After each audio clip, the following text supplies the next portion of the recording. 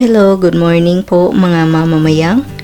Andito po tayo ngayong umagang ito dahil ipapakita lang po ni Mama Yeps ang paggawa ng avocado float.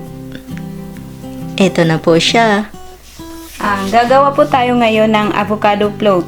Ito na po yung mga ingredients na ating gagamitin. Una po, kailangan po natin ng hinog na avocado. Susunod po, itong ating graham crackers. At saka kakailanganin din po natin ng Nestle cream. At saka condensed milk. Yan na po lahat yung ating mga ingredients na gagamitin. Una po natin gagawin, hihiwain lang po natin itong ating avocado ng ganito kaninipis. Para lang pong gagawa tayo ng mango float, hinihiwa lang po natin siya ng maninipis. Pagkatapos po, ay paghahalu-haluin natin itong ating Nestle cream at saka condensed milk.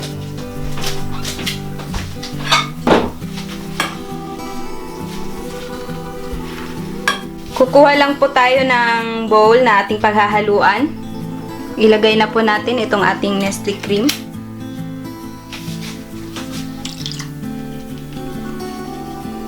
Bali, 3 Nestle cream po yung gagamitin ko dito sa ating recipe.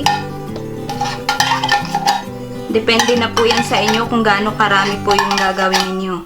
Kayo na po yung mag-a-adjust.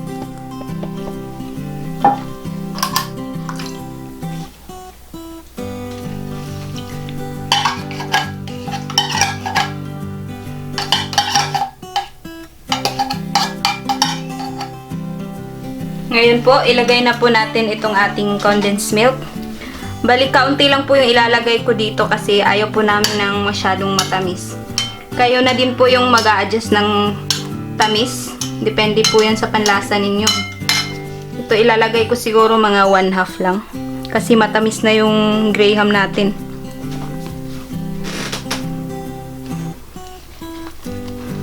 Ayan. Titikman-tikman nyo na lang po kung tama na ba sa panlasa nyo. Yan, hahaluin lang po natin.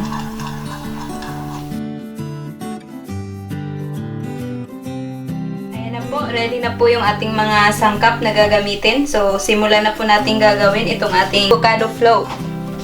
Ayan, kukuha lang po tayo ng malaking bowl na ating paglalagyan. Una po natin gagawin, maglalagay po tayo ng Nestle cream at saka condensed milk na mixture dito sa ilalim.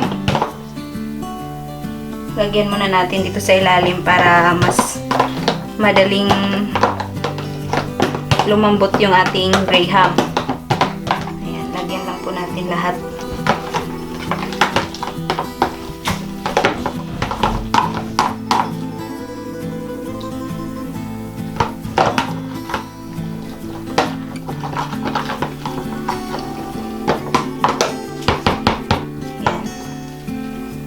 Susunod po nating ilagay yung ating graham. Ifa-fry lang po natin siya.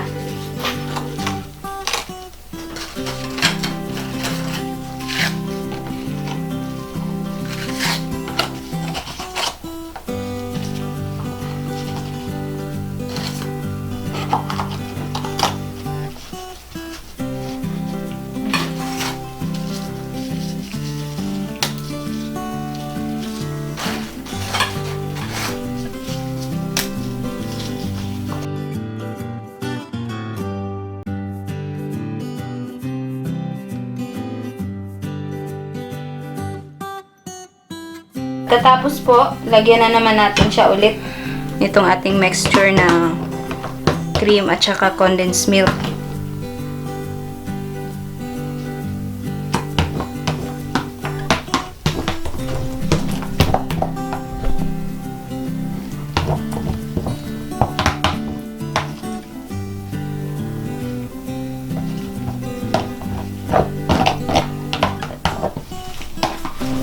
Napakadali lang po itong gawin. Pero napakasustansya po. Kasi yung ginagamit natin avocado.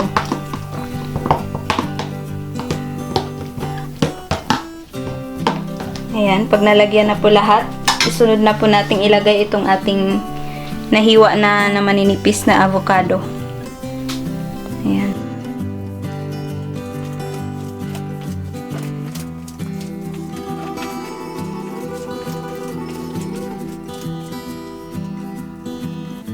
Kung ayaw nyo pong hiwain ng maninipis, pwede rin pong i-blend itong avocado at saka ihalo nyo dito sa ating Nestle cream at saka condensed milk. Ganun po yung ginagawa ng iba. Pero sa amin, gusto namin yung may mangunguya talaga kami na avocado. Kasi mas masarap.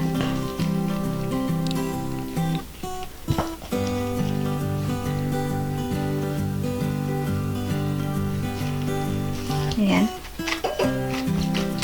Ngayon, lalagyan na naman natin siya.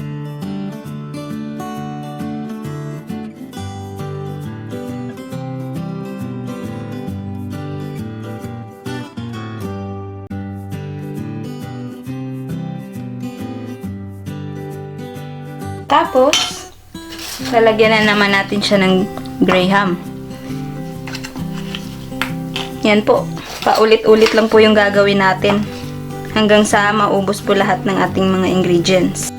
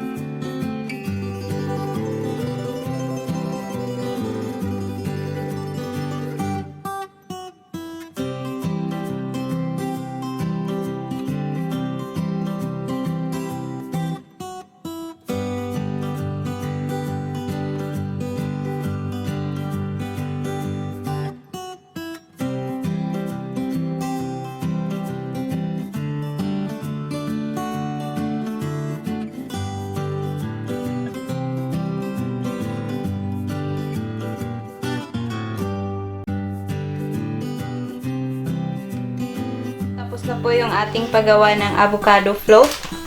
Ngayon po, ito na po yung last na layer. So, lalagyan na po natin siya ng crushed na graham sa ibabaw.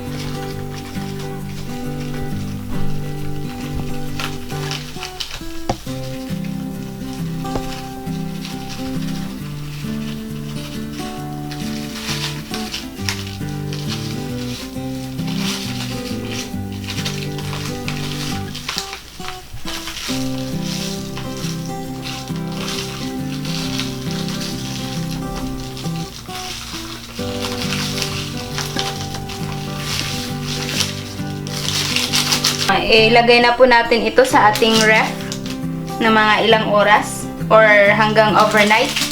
At pagka kinabukasan, pwede na po itong kainin. Ayan na po mga mamamayang ang ating avocado float. Maraming salamat po kay Mama Yeps sa kanyang pagbisita sa aking munting kusina. Ito po ang inyong ate mayang na nagsasabing mabuhay.